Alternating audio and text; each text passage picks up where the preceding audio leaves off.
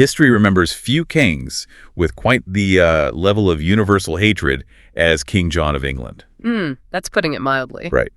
So today we're doing a deep dive into the life and reign of the man often called England's most hated monarch. For this, we've been looking through excerpts from King John, England's most hated monarch, which gives a pretty stark chronological account. It really does. Paints quite a picture. Our mission, then, is to really unpack why. Why did John get this reputation? We need to look at his character, the betrayals, the political mess-ups, and maybe some surprising legacies, too. Okay, let's unpack this. Well, what's truly fascinating, I think, is how much his early life seems to shadow everything that came later. He was born in 1166, the youngest son of Henry II, and got that famous nickname John Lackland. Lackland, right. Yeah. Because there wasn't really anything for him to inherit initially. Exactly. It seemed highly unlikely he'd get any significant land or title. And this wasn't just, about property. It feels like it became this deep-seated insecurity. It's almost like it drove him not just to want power, but to sort of aggressively take down anyone he saw as a threat. It created this real poison in his relationships right from the start. So that feeling of being Lackland, the odd one out. Yeah, it really seems to have set the stage for a reign marked by, cruelty, greed, humiliation. His own family didn't trust him, and the people came to fear him. So this bitterness, this Lackland thing, how did that play out early on, especially with his family? I mean, his move against Richard the Lionheart seems incredibly bold and treacherous. Oh, absolutely. The sources suggest Richard was, everything. John wasn't seen as brave, respected, or real soldier's king. So when Richard goes off on the Third Crusade, John sees his chance, starts plotting almost immediately. It's like that. And it gets darker. When Richard is captured in Austria, John actually worked with France to try and keep him locked up, secretly. Wow. While England is bleeding itself dry, paying the ransom. Precisely. Heavy, heavy taxes to get Richard back. And the people, according to the records, they never really forgave John for that. It was a profound betrayal. So by the time Richard actually dies, John's already viewed by many as a traitor, a king who got there through deceit, not honor. It reveals a sort of deeply cynical side to him. Okay, so he finally gets the crown. Does that early reputation for cruelty and suspicion just continue or get worse? What are some of the, lowlights of his actual reign? Oh, it absolutely got worse. He seemed to live up to the reputation and then some. Once he was king, he became infamous for taking hostages from noble families and then just letting them starve to death in dungeons. That's horrific. It is. And chroniclers at the time wrote about him routinely ordering torture, blinding children, murdering rivals. And it wasn't just politics. His personal life was scandalous even for the time. He kidnapped Isabella of Angoulême. She was only about 12. 12. Yeah. And already engaged, wasn't she? Yes. Broke her engagement, sparked a war over it. And then there were the constant accusations about him forcing himself on the wives and daughters of nobles. His cruelty was apparently matched by his lust. It paints a picture of someone nobody could trust. Not a king, really, more like a predator, eroding any sense of legitimacy he might have had. It's striking, too. He inherited a huge amount of land in France, right? More than in England. He did. The Angevin Empire was vast. He lost almost all of it. What does that tell us about his skills as a leader, a strategist? And how did that go down with the English barons? It's quite something, isn't it? Through what looks like a mix of arrogance and, frankly, incompetence, he lost nearly all those continental lands. His rivals openly mocked him, John Softsword, a king who couldn't defend his inheritance. Softsword. Ouch. Yeah. By 1204, Normandy, his family's heartland since William the Conqueror, was gone. And this wasn't just losing a battle. It was a massive personal humiliation for him and a disaster for the English nobles who had lands and ties there. So their resentment must have just skyrocketed. Oh, absolutely. Their hatred deepened because he couldn't protect their interests or England's standing, but he kept demanding more money from them for wars he kept losing. It was this awful cycle. And his arrogance didn't stop at the barons, did it? He even took on the Pope. That seems incredibly risky for that era. It was hugely risky, almost suicidal politically. The issue was the appointment of the Archbishop of Canterbury, Stephen Langton. Rome appointed him. John just flat out refused to accept him. So what did the Pope do?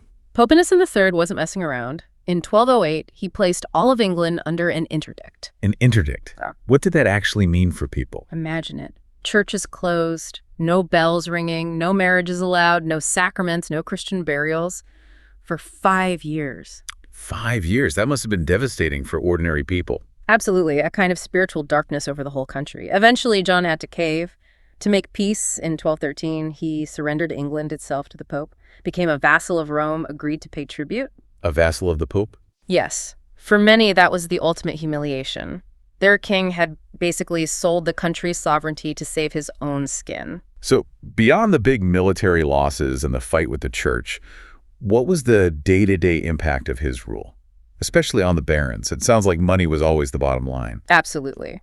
The sources are really clear on this. Barons, knights, commoners, everyone suffered under John's constant demand for cash.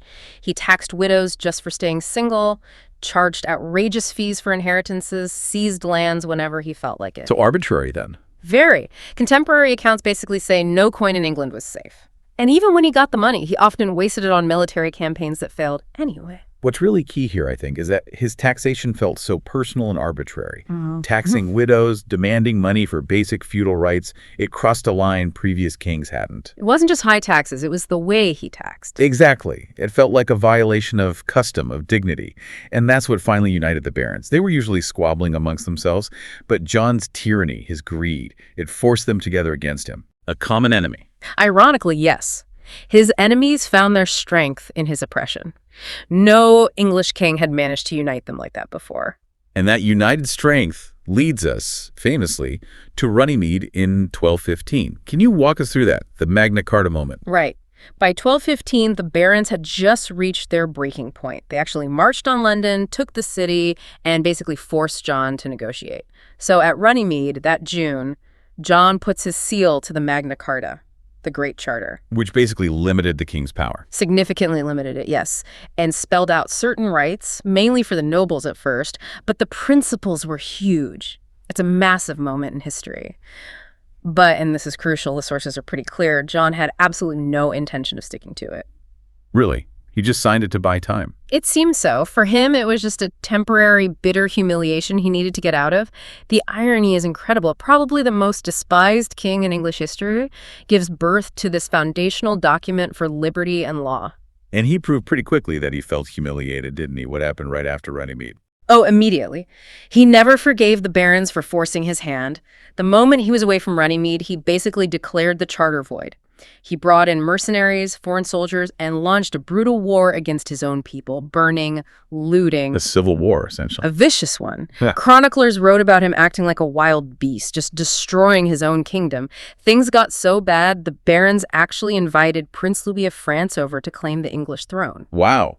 So England was really on the brink. Totally on the edge. The king hated by pretty much everyone. It sounds like his end was about as chaotic and miserable as his reign.